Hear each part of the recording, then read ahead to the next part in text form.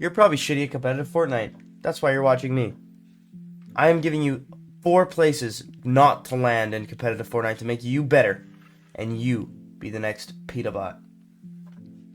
YouTube, what's going on? It's your boy Cough here, back with another video on the channel.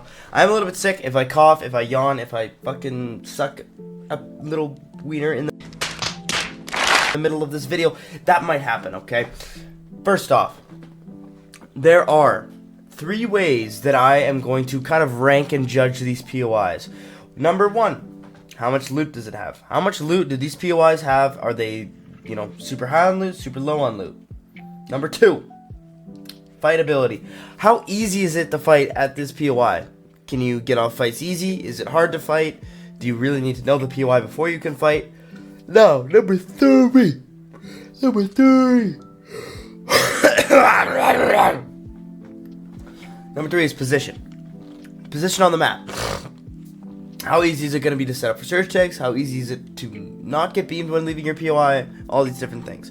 So that is how I'm rating all 4 of these POIs. And these are at my bottom. This is 19, 18, 17, 16. If you're following along with my short series, then you will know that Shining Span is my least favorite POI on the map. This place is so ass. It has 29 chests.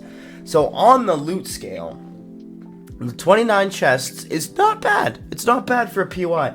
But I will tell you what is terrible for a POI. The fact that it has a no materials. No mats on the actual bridge. And that's what the POI is. So no mats on the bridge, which brings that rank down. But then, the only part that's good about this is this 7 chests right here. This is all metal. And I'm assuming there's probably a little bit of metal on the span. So that brings it up just a tiny bit. But this place is so ass. The fightability of Shining Span is almost impossible considering that there's no mats actually on the bridge where all the loot is. So you're just gonna be playing 0 build. And not to mention, you can't build on the side of these on the side of the span. You can't build on it. So it's terrible for that too. And position isn't that bad. I mean, if you look at the position, if you take a look at the map here and you go spawns off, Shining Span, I mean, there is a few areas where you could rotate through. But honestly, at the end of the day, like, you have to go through Seaport, which isn't ideal.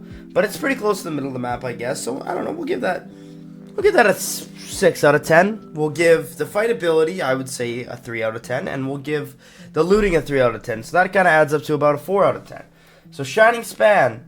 Oops, I turned every single spawn on. Shining Span's 4 out of 10, man. Unfortunately, 4 out of 10 for Shining Span. Alright, we got Shogun Salted. Shogun Salted is some fucking ass. It's ass. Lootability. No. Loot, not lootability. Loot. Alright, when we're looking at loot, I mean, you can claim that you are gonna take all of Shogun Solitude, but have you ever played a ranked game and landed here? By the time I'm done looting this spot, it's over. I'm done. I'm in the storm popping a medkit. Me and my duo mate are doing that weird thing where one dies, I res, and then he dies and I res because you're so far from the zone. It's brutal. Shogun Solitude loot, I mean, okay, fair enough. You know what? I'll give you the benefit of the doubt and I'll give you the whole island. So you got 3, 12, 14, I don't even know, probably 3, so 5. So you're looking at 17, you're looking at 42 chests. Not bad. It's not bad at all. 42 chests. Loot. We'll go straight on to loot. And another thing that comes into loot is mats. So if there's lots of metal there, then the loot's going to be very high. Loot. Fuck it. I'd give it a 6. 6 7. I just been right on the highway.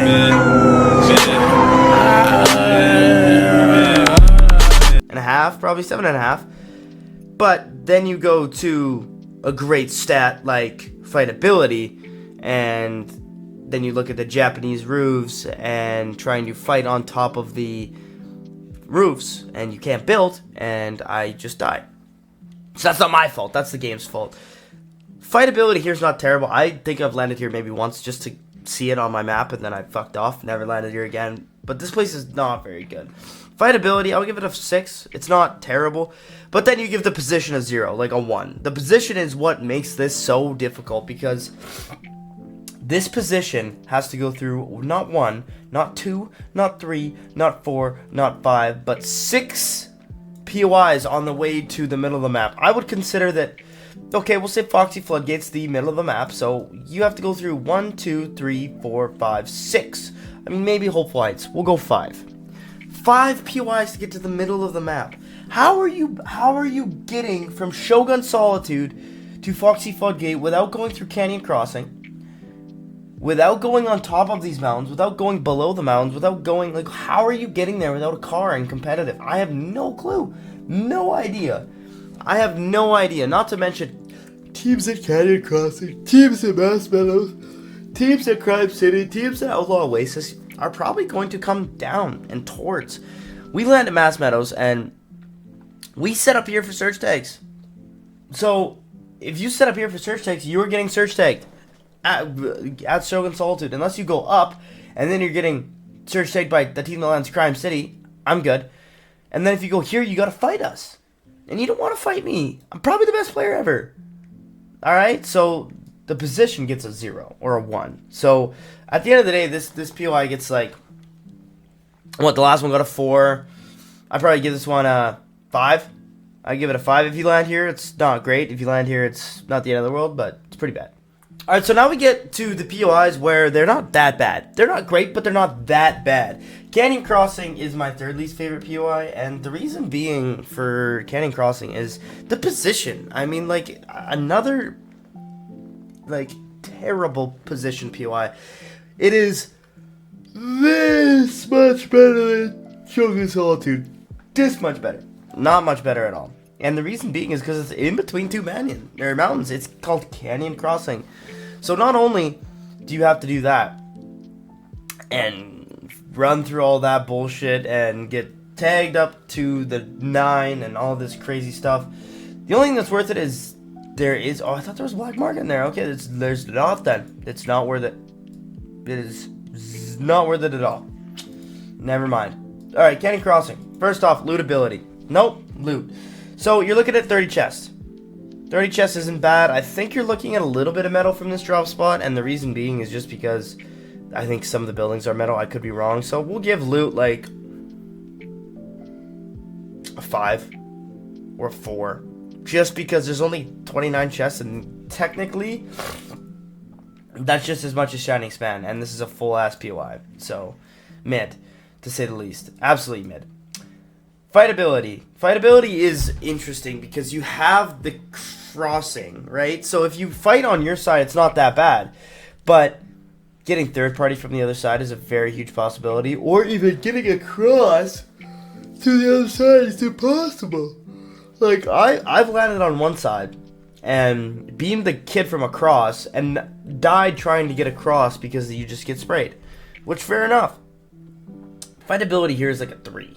Just because of that crossing. It's so hard to get from one crossing to the other crossing. I mean, if you want to hit the zip line, hit the zip line. But if there's a team putting pressure on you, it is damn near impossible to go across, which is stupid. And third, and so I would give fightability like a 5, and then I would give location like a 3.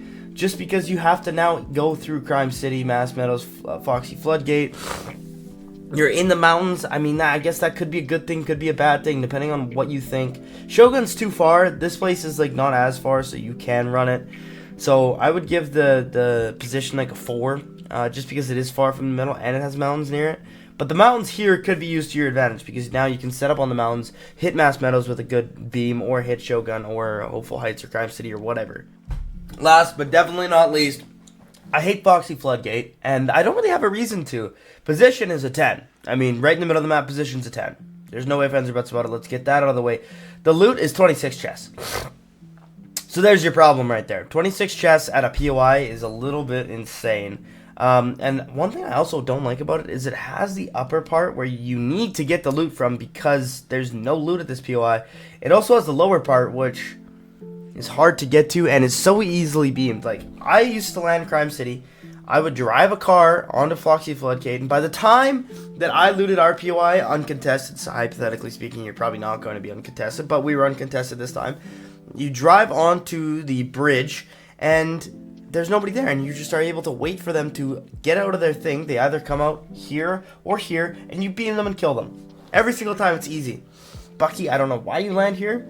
It's probably because you're washed as fuck, but don't land here. The fightability is extremely low, like a 3, just because you're probably not going to loot the top last. You're probably going to loot the bottom last. And loot is even worse, like a 3, just because there's absolutely no chest and no metal. So this is a terrible POI as well. But every POI has their like little perk to it, and this one, its little perk is it's right in the middle of the map. Alright everybody, if you guys enjoyed this video, make sure to let me know down in the comments. And let me know what video you want to see next. If you want to see a ranking of the weapon or the meta, or, you know, where you should be dropping, I got you. But I'll see you guys next one. Peace.